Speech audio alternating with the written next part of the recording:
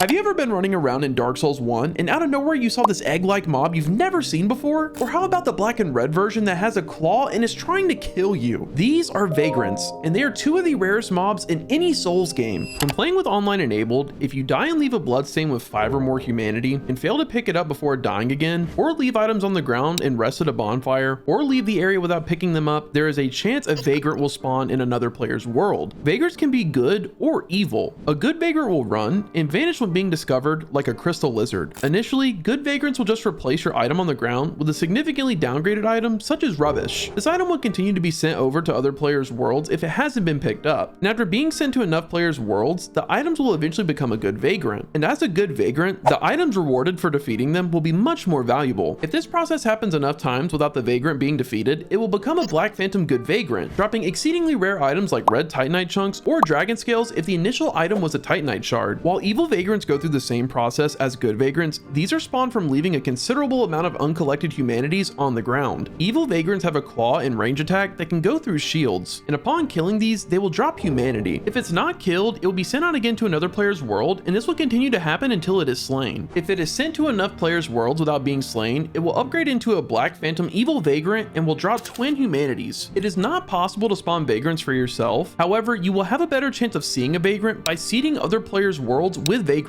This will increase the chance of a vagrant coming back to you. Just like invaders, vagrants do have a fixed spawn location depending on where the item was left, or where you dropped humanity, a vagrant will spawn at the nearest location. Now that you know what vagrants are and how they spawn, you're probably wondering what's their lore and how do they contribute to the Dark Souls story. This may come as a shocker, but there's no official lore attached to this mob. From Software addresses this mob by 2 names, one being drift item and the other being vagrant. In the online feature section of Dark Souls 1, we can see they list the vagrant with a very short description of how they operate, but later on in the press release guidebook, they call it a drift item and give it a way more in-depth explanation. The best guess I've seen is from another creator named Illusory Wall, who made an entire video going over the complete lore of vagrants, and I highly recommend you check it out. And that was the rarest enemy in any Souls game. And if you like this video, I'm sure you'll like this video where we go over the rarest achievement in every Souls game. Some of these achievements feel downright impossible. All right, thank you. Have a good day. Bye-bye.